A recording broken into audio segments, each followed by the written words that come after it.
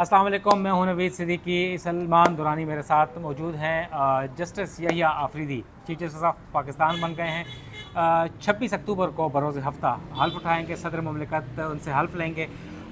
सलमान, हमेशा देखा गया है कि नून लीग के लिए तीसरा नंबर बहुत ख़तरनाक होता है।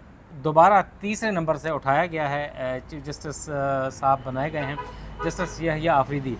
बहुत क्रेडिबल बंदे हैं, बहुत अच्छे बंदे हैं, उनकी जजमेंट्स वगैरह। और हमने ये देखा है कि एहतजाज कर रहे थे तमाम लोग, ये हो गया वो हो गया, मगर तमाम बार एसोसिएशंस जो हैं, कराची, इस्लामाबाद, मुख्तलिफ जो बार एसोसिएशंस हैं, सब ने वेलकम किया है। कैसे देखते हैं ये तीसरा नंबर? और आप माजी में देखें जो आर्मी चीफ भी उठाए गए थे तो तीसरे नंबर से थे, और अब इनका यहाँ पर आना। देखिए, आर्मी चीफ़ का जहाँ तक ताल्लुक़ है, तो जो फ़ौज के अंदर की जो सबसे हाईएस्ट पोजीशन की तकर्री होती है, उसके तीसरे नंबर की तकर्री जो है वो नून लीग, ख़ास तौर पे नवाज शरीफ को कभी रास नहीं आई। सुप्रीम कोर्ट में ये तजर्बा पहली बार हुआ, अदलिया में, ख़ास तौर पे सुप्रीम कोर्ट में। लेकिन तीसरा नंबर अब ये रास आता है नून लीग को या नहीं आता, ये बताएगा जस्टिस यहिया आफरीदी साहब की परफॉर्मेंस पे। लेकिन एक और बात जो अहम नुक्ता यहाँ पे बहुत इंपॉर्टेंट है, वो ये कि जस्टिस यहिया आफरीदी साहब की जो तकर्री तब हुई है जब आपके सुप्रीम कोर्ट ऑफ पाकिस्तान के जो चीफ़ जस्टिस हैं, उनके जो इख्तियारात हैं उनको महदूद कर दिया गया है। और अब जो आइनी और सियासी नौइयत के जो केसेस होंगे वो आइनी अदालत, आइनी बेंच जो है वो सुनेगा। इसका मतलब ये हुआ कि जस्टिस यहिया आफरीदी साहब नून लीग के उस तरह से काम नहीं आ सकते, लेकिन उन्होंने चूँकि उनको नवाजना था, या जो मामलात हुए ये उनका पर्सपेक्टिव है, मैं आपको बता रहा हूँ। This is their perspective Noon league के, कि वो अपने देखे किसी के काम नहीं आएंगे, वो सिर्फ आवाम के लिए। हमने देखा फैसले बड़े अच्छे होते हैं और अहम बात यही है ना, अहम बात यही है कि नून लीग अगर समझ रही है, या फिर नून लीग के साथ जो अलाइन करने वाली जो सोच रखने वाले लोग हैं, वो ये समझ रहे हैं कि यहिया आफरीदी ने माजी में पीटीआई के ख़िलाफ़ जो फैसले दिए, तो अब वो पीटीआई को रगड़ेंगे।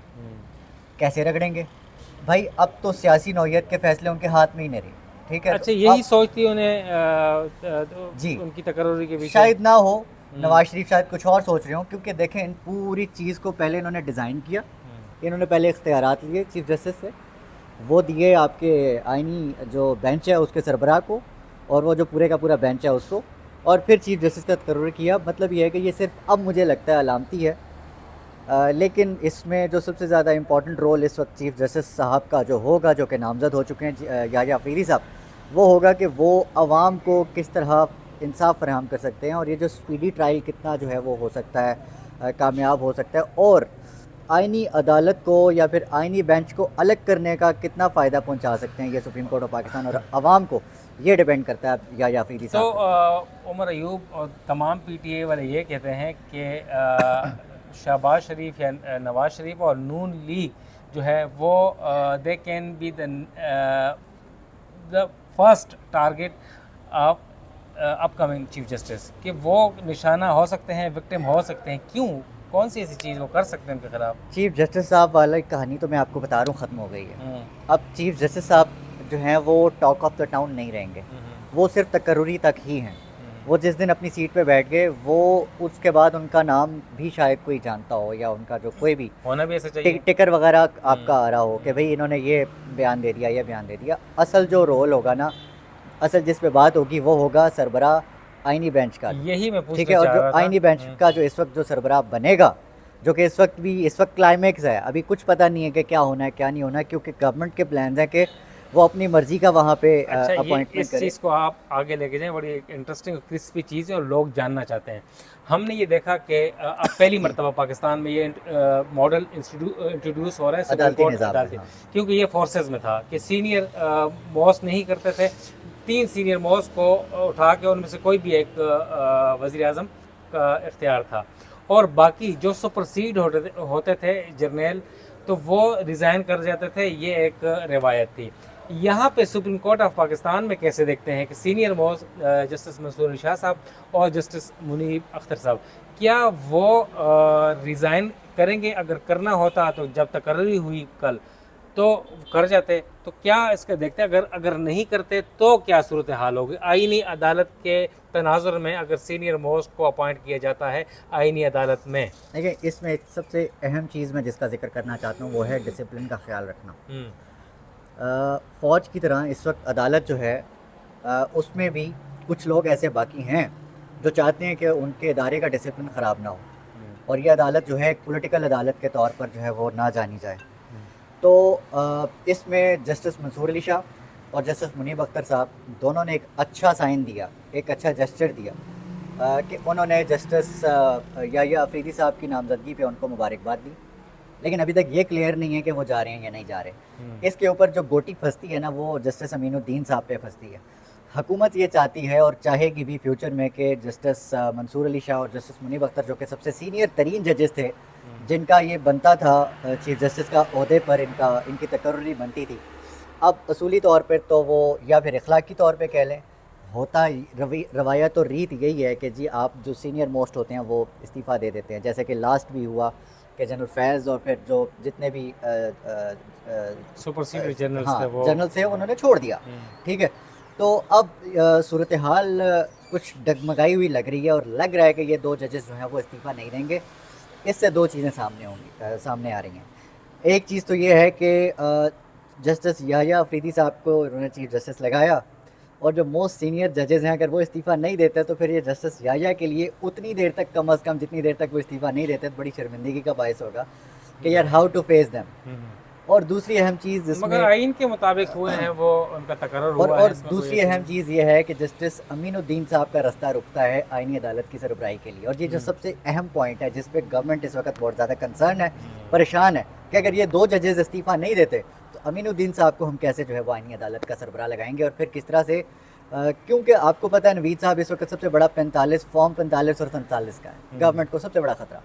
ये क्यों कहा था उन्होंने ख्वाजा आसिफ ने कि ये जो गैंग ऑफ 8 है ये इमरान खान को दोबारा बरसर इक़्तिदार लाना चाहते हैं। उनका मतलब ये था कि कहीं अदालतें इंसाफ ना देना शुरू कर दें, ऑडिट ना शुरू हो जाए, और अगर ऑडिट शुरू होता है तो सबसे पहला उसका इम्पैक्ट गवर्नमेंट पे होगा, और गवर्नमेंट जो है वो ऐसी रेत की दीवार है कि वो ऐसे धड़म से गिर जानी थी। लेकिन आप सामने है सूरत हाल, क्या बनता है ये तो अब अच्छा, पीटीआई बैक्ड इंडिपेंडेंट्स ने जो 5 MNAs हैं उन्होंने वोट दिया गवर्नमेंट को आईनी तरमीम के हक़ में, तो कैसे देखते हैं जब इंतखाब का वक्त आता है, इंतखाब लड़ते हैं पीटीआई के नाम पे लड़ते हैं जो कि उन्हें सिंबल नहीं मिला, और जब वोट देने का वक्त है कि हम तो आज़ाद थे, तो हुआ क्या ये जो अरबों रुपए की बात होती है, 1 अरब दे दिए, 2 अरब दे दिए, क्या ये अरब इतना सस्ता है कि, और या हुकूमत के पास इतने पैसे हैं कि वो अरबों बांटते फिरें और इन 5 लोगों के, तो वो क्या वाक़या हुआ और उनके ख़िलाफ़ कोई एक्शन भी लिया जाएगा या ले सकते हैं? नवीद भाई ये तो बहुत छोटी बात है, मैं थोड़ा सा जाविया बड़ा करता हूँ। मैं समझता हूँ सोशल मीडिया पर इस वक्त जो तनकीद हो रही है ना, वो सिर्फ इन पर नहीं हो रही, इनसे ज़्यादा असल लीडरशिप पे भी हो रही है जो कि इस वक्त मौजूदा लीडरशिप है वक्त। क्योंकि सबसे पहले तो इनका बनता था कि ये एहतजाज करते, वो नहीं किया। जिसने करना था अली अमीन गंडापुर, उसने उसी तहरीक के अंदर से हवा निकाल दी। उसके बाद ये मैं, आप और हम मौजूद थे, आप खुद बताइए, विटनेस कर रहे थे, 200 बंदा 300 बंदा भी बैठा होता डी चौक के सामने, तो क्या ये गवर्नमेंट तरमीम ला सकती थी? ये कर सकती थी? प्रेशर इतना ज़्यादा होता है, कैसे इतनी आसानी से उनको करने दिया गया? पाकिस्तान तहरीक इंसाफ की क़यादत ने चूँ तक नहीं की।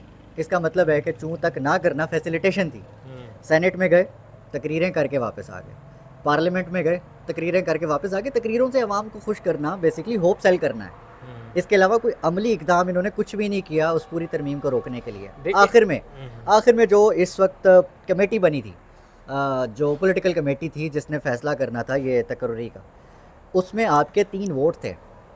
पार्लिमानी कमेटी जो उसमें आपके 3 वोट थे। अगर आप कुछ नहीं भी कर सकते थे ना, आप कम अज़ कम वहाँ बैठ जाते और देखते कि मौलाना फजल रहमान का जो नुमाइंदा बैठा हुआ है वो क्या करता है। उन्होंने तो वोट दिया जस्टिस मंसूर अली शाह के हक दिया, लेकिन कहा यह जा रहा है कि अगर पीटीआई वहाँ होती तो शायद वो ये मंसूर अली शाह को ना देते। तो फिर आप पूरी कार्रवाई में देखते कि बेसिकली गेम कहाँ, नॉमिनेट क्यों किए अपने जो 3 नाम थे? जाना ही नहीं था तो फिर आपने क्यों नॉमिनेट किए? ठीक है, तो द पॉइंट इज इस वक्त आखिरी वक्त पे भी आपने कमेटी में अपने उन लोगों को ना भिजवा कर इस मजीद फैसिलिटेशन की है। फैसिलिटेशन की है, इस सिस्टम को मजीद स्मूथली आगे बढ़ने दिया है। तो फिर पाकिस्तान तहरीक इंसाफ की क़यादत पे जो तनकीद होती है अवाम की तरफ से वो बिल्कुल ठीक होती है। सेनेटर ज़रका के बारे में बताया जा रहा था कि ज़ाहिर उन्होंने 1 बिलियन लिए मुबैना तौर पे, ज़ाहिर कोई ऑथेंटिक देखिए, चीज़ नहीं है, मगर उसको वो ज़ाहिर 100 बातें होती हैं, मगर उनके ख़िलाफ़ वो उस तरफ सोच रहे थे मगर दूसरी तरफ 5 उनके उधर से स्लिप हो गए, तो उनके ख़िलाफ़ कोई एक्शन नहीं है। मुख्तसरन बताएं, वो ले सकते हैं? होगा, लेकिन उस एक्शन वो लेना किसने एक्शन? हम्म। पाकिस्तान तहरीक इंसाफ की मौजूदा लीडरशिप पे, जो खुद जो है डाउटफुल है, क्रेडिबल नहीं है, लोग उन पे भी सवाल उठा रहे हैं, यार तू फलाना। पॉइंट ये है कि जब तक अमली तौर पर आप नहीं करेंगे तो इस तरह के डॉक्टर ज़रकाएँ हज़ारों निकलेंगे आपकी पार्टी से। बहुत शुक्रिया। अच्छा, बड़ी ख़बर आज, वाहिद अच्छी ख़बर पीपल्स जो पाकिस्तान तहरीक इंसाफ के लिए, बुशरा बीबी की ज़मानत हो गई है, मगर जो 3 जजेस थे, कोई छुट्टी पे है, कोई जनाजे पे गया हुआ था, तो कोई ड्यूटी पर मौजूद नहीं था, लिहाजा आज उनकी रिहाई मुश्किल है और कल भी कोई इम्कान नज़र नहीं आ रहा। नवीद सिद्दीकी को इजाज़त दें, वस्सलाम।